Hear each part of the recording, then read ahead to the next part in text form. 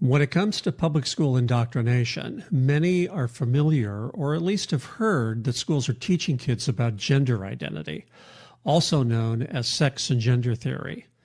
You've probably also heard about critical race theory, or what schools prefer to call ethnic studies.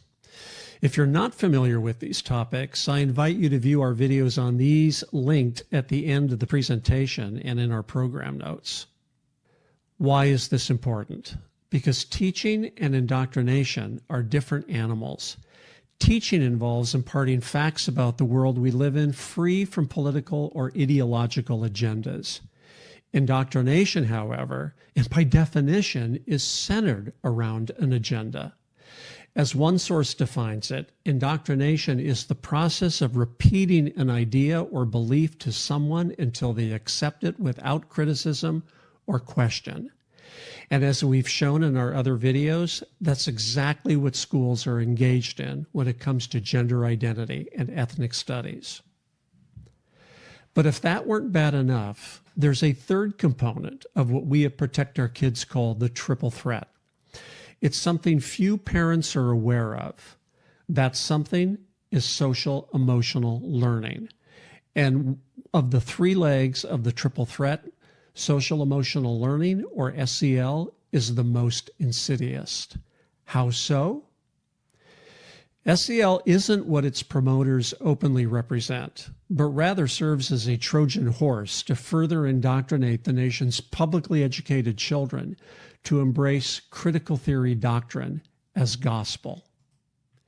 As a reminder, critical theory is that Marxist-inspired social and political philosophy whose stated purpose is to overcome the social structures through which people are dominated and oppressed.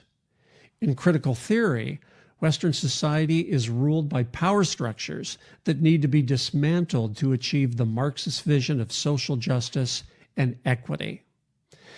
Now, these words are chosen carefully because whereas justice means moral impartiality and fairness in how people are treated, social justice is the opposite. It is partial to those it favors. Social justice replaces equality with the word equity.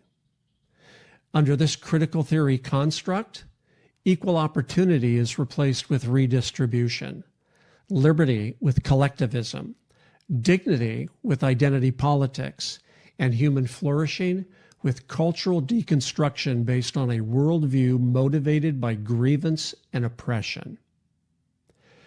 What does social emotional learning have to do with this? Well, SEL acts as a kind of replacement parenting, where the government, operating through the public school system, assumes the role of parent to teach things like values, ethics, decision-making, and self-management. It's the state's version of character molding, but not in the way that most people think, because a central purpose of SEL is to serve as a delivery vehicle for social justice as understood through critical theory. In SEL, the values taught to impressionable school children are all filtered through the woke worldview. As for its origins, SEL goes back to the 1960s and the Yale School of Medicine in Connecticut. There, James Comer, very likely in an honest attempt to cope with school children's behavioral problems, piloted what was called the Comer School Development Program. The object was to support not just academics, but to treat what is now referred to as the whole child, where the school now takes responsibility for the child's social needs, personal development, and even family issues.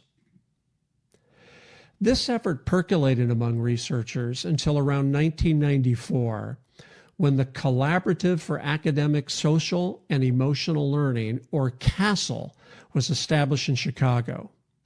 Since that time, SEL has rolled out in some version to school systems throughout the nation.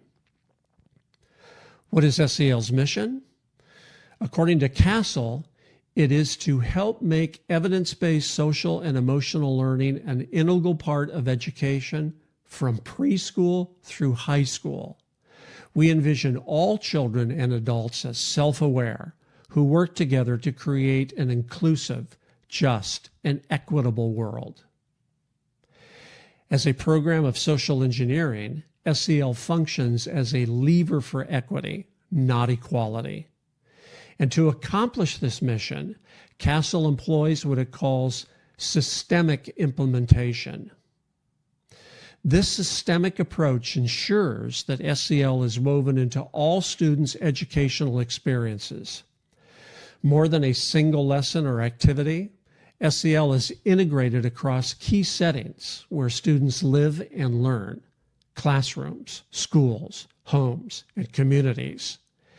It aligns school district and state policies, resources, and actions to support SEL. Federal policies also play a role in creating ripe conditions for supportive environments and rich learning experiences. You won't likely find an SEL titled course or school curriculum. SEL comprises what's called critical pedagogy, where it is woven insidiously into class discussions and exercises throughout the school experience. Critical theory indoctrination is transmitted through role-playing, scenario discussions, and group psychology sessions. In other words, SEL permeates the entire school experience. As CASEL states, SEL should pervade every aspect of the district's work, from the superintendent's office to academics and core priorities. Legislatures are encouraged to pass laws and implement policies to implement SEL nationwide. Private employers are similarly encouraged to map their hiring and retention policies to SEL competencies. As for what else SEL purports to actually teach, CASEL offers the following wheel illustration. Around the center are the SEL spokes of self-awareness, self-management, social awareness, relationship skills, and responsible decision-making. Each of these categories are obviously desirable when taught in harmony with a virtuous worldview and through wise caregivers like parents, extended family members, and other trusted adults. But the underlying worldview of SEL, critical theory, is anything but virtuous, and its administrators are inspired not by the spiritual and emotional well-being of our children, but by an agenda-driven ideology. What is SEL's agenda? A key objective of social emotional learning is what CASEL calls transformative SEL, by which is meant transforming inequitable settings and systems and promoting justice-oriented civic engagement. CASEL further defines transformative SEL in classical critical theory doctrine as a process whereby young people and adults build relationships that facilitate co-learning to critically examine the root causes of inequity. This form of SEL is aimed at redistributing power. SEL purports to accomplish this agenda by conditioning children to reflect on personal and social identities, examining their prejudices and biases, interrogating social norms, disrupting and resisting inequities, and co-constructing equitable and just solutions, prioritizing students' individual and collective agency to take action for more just schools and communities. As a Trojan horse, SEL isn't about learning to manage one's emotions. Rather, it's a barely veiled program of indoctrination to develop a nation of activists in the mold of critical theory. And while SEL pretends to bring a child's parents along as partners, they fall in a distant third place on the CASEL wheel behind both schools and classrooms, both of which take center stage away from parents' prying eyes. As mentioned, SEL also advances what's known as the whole child, a concept adopted by an increasing number of private and government agencies, including the Centers for Disease Control and Prevention. According to the Learning Policy Institute, whole child education centers around education strategies that recognize the connections between children's social, emotional, cognitive, and academic development, as well as their physical and mental health. Many states have incorporated SEL and whole child initiatives into their educational frameworks.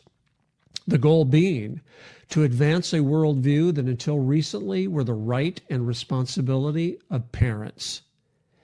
In states like California, public school educators now assume the lead role for things like inclusive behavior instruction, inclusive transformative social emotional instruction, and even mental health. The governor's office in California goes so far as to call SEL the cornerstone of California's educational system. There, the state's Department of Education is advancing its own version of transformative SEL, where educators are tasked with creating educational climates that are welcoming, inclusive, culturally responsive, identity affirming, and empowering for all students. These are all code expressions for a critical theory-based worldview. Other often used terms in SEL include welcoming, inclusive, and identity affirming that relate to programs promoting sex and gender theory in K-12 education. The expression culturally responsive relates to critical theory pedagogy, where children are trained to be critically conscious, through which they learn to challenge the oppressive dominant power structures of the status quo. Indeed, California is in the vanguard of implementing this pedagogy through a program called Advance SEL. The program works with outside partners to promote critical theory objectives. Partners like WikiWisdom, a sort of virtual educational clearinghouse for SEL best practices, which during the COVID pandemic put out a report entitled Advancing SEL Amid a Pandemic and National Awakening to Systemic Racism. If conditioning children in critical theory isn't concerning enough, practitioners of SEL are collecting massive amounts of data on our children's beliefs, emotions, and lives through documented teacher observations, with invasive surveys and emotional assessments, often without a parent's consent. This data is filtered through a critical theory lens and cataloged for future use. Surveys are connected to student ID numbers, which are then connected to Social Security numbers. Children are often asked to fill out daily SEL surveys where they're asked things like, how are you feeling today on a scale of 1 to 10? What emotions are causing you to feel this way? Is there anything you want me to know about you and your well-being today? Private companies contract and track to make use of this data. One such company is Panorama Education. Panorama provides surveys to regularly track a child's SEL scores, including a child's behaviors, feelings, and attitudes. Answers may trigger teacher or counseling interventions for further SEL conditioning. SEL is sold to schools as a tool for promoting cultural harmony, but it's a short step for SEL data to be converted into a social credit score that employers, government agencies, and financial institutions come to rely upon. That process is already underway. Various surveys from hiring managers say they would benefit from knowing what a job candidate's SEL scores were. How widespread is SEL? Well, according to CASEL, it's in all 50 states, starting in pre-K. Some 27 states and counting have adopted formal standards for its implementation, which are guided by CASEL and other like-minded organizations who stand to benefit. SEL is even being used for personal and professional development. What can parents do? Well, perhaps start by asking yourself the following questions. Do I want the public school system indoctrinating my child in critical theory? Do I want school officials forcing behavioral and psychological counseling upon my children through social emotional learning? Do I want the public school system to track and monitor my child's, and by extension, our family's beliefs, attitudes, and values? And finally, do I want my children participating in a social credit score system fashioned from the Grieven culture of critical theory? If the answer to any of these questions is no, then we advise the following steps. First, meet with your children's teachers and school officials and inquire how SEL is being implemented in your child's school. Second, send a Freedom of Information Act request to your local school district demanding all information that is related in any way to SEL instruction. If you don't know how to fill one out for your state, simply inquire online. Third, where the law allows, opt your children out of all SEL-related critical theory instruction surveys. You can find a sample of these forms on our website at pok.org. Finally, if you haven't already, please strongly consider rescuing your child from the public school system altogether. As concluded the authors of the best-selling book, Get Out Now, Mary Rice Hasson and Teresa Farnan warn, the public schools, with their vast political and bureaucratic machinery, are beyond reform. This does not mean that persons of goodwill should not offer themselves up as missionaries of truth and goodness and beauty to teach there. But we would be quite mad to send our children there. We send missionaries to cannibals. We do not serve the cannibals, our boys and girls. Since that book's publication, things in the public schools have not gotten better. They've gotten worse. And removing your child to a private or homeschool environment is the only way to ensure they're protected from the ideological predations of the public school monopoly.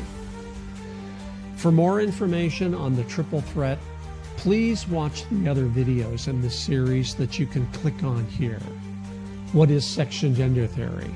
What is critical race theory? Thank you for watching. I'm Mark Schneider for Protect Our Kids.